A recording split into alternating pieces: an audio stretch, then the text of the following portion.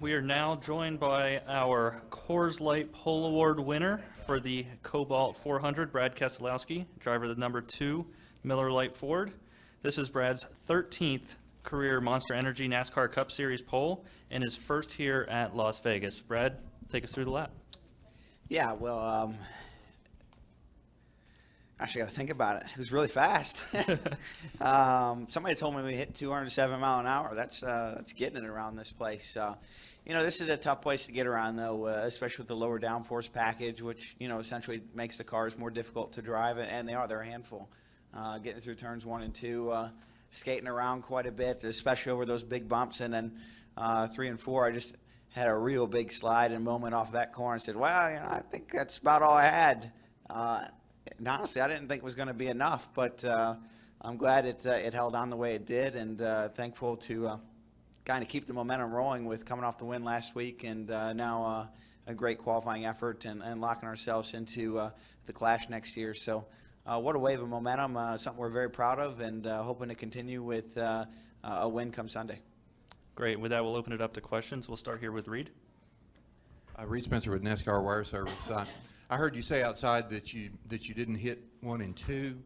Martin likewise did not hit 1 and 2, and you guys are on the front row. Most everybody else said hit 1 and 2, tightened up in 3 and 4. Is it conceivable that not hitting 1 and 2 and not carrying all the speed that you could have off of 2 helped you act in the lap? That's a very astute question, my friend.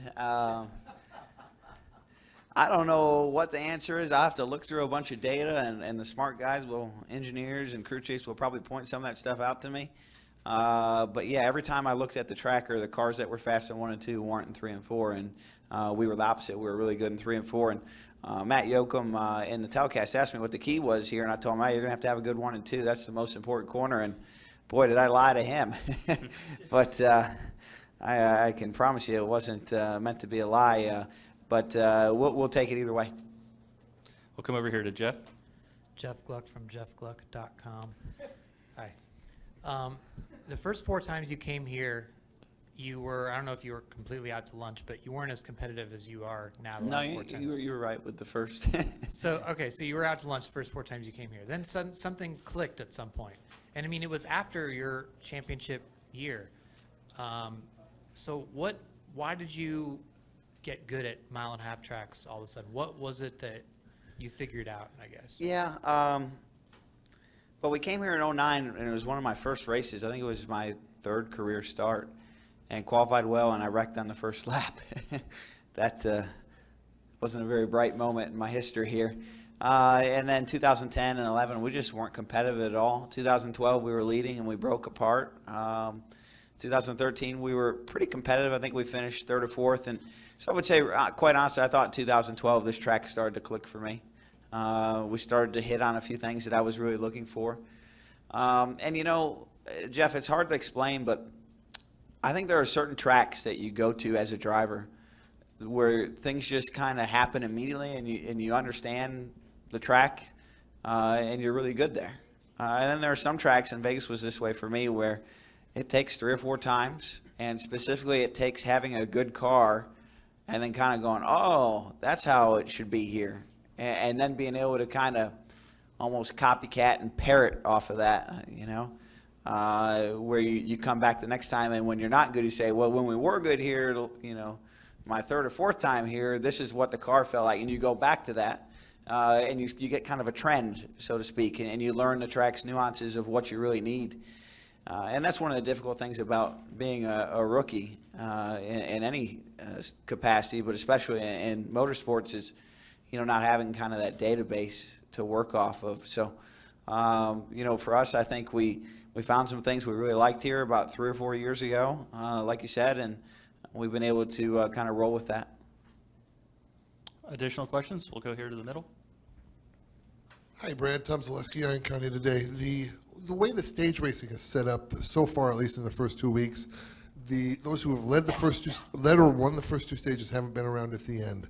You got a break last week when Harvick made his boo-boo on pit road. Thoughts on your chances Sunday now going for a 3rd win in 4 years here?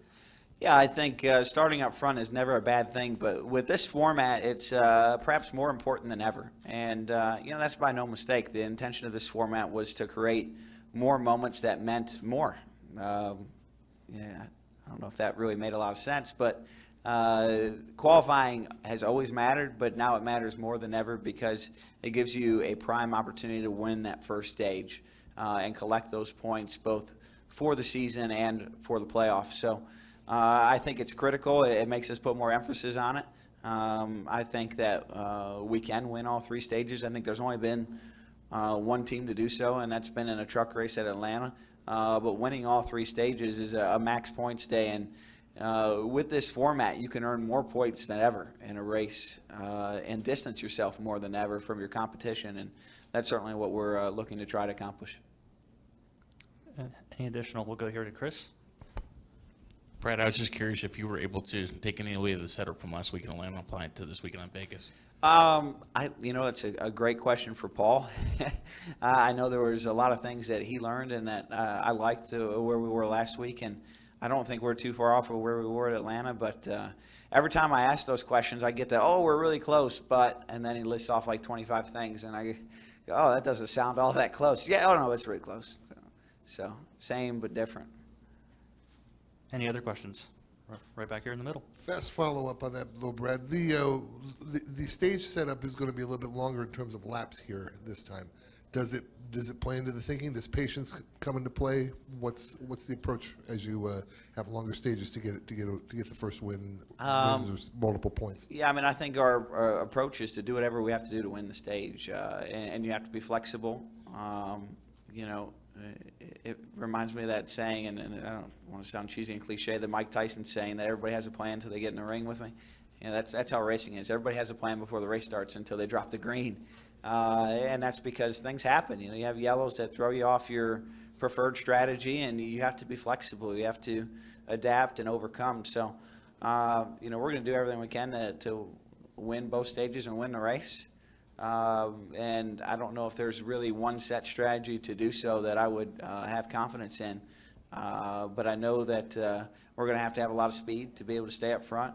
There's a lot of great competition. I would expect the 4-car to climb back up through the field and be right there on our bumper. I know my teammate's going to be really good. And my other teammate, Ryan Blaney, he was really good too in qualifying. So really stiff competition out there. And, we're going to have to just dig all day. All right, Brad, congratulations and good luck Thank on you. Sunday. Thanks for having me in here. Hope to see you guys again.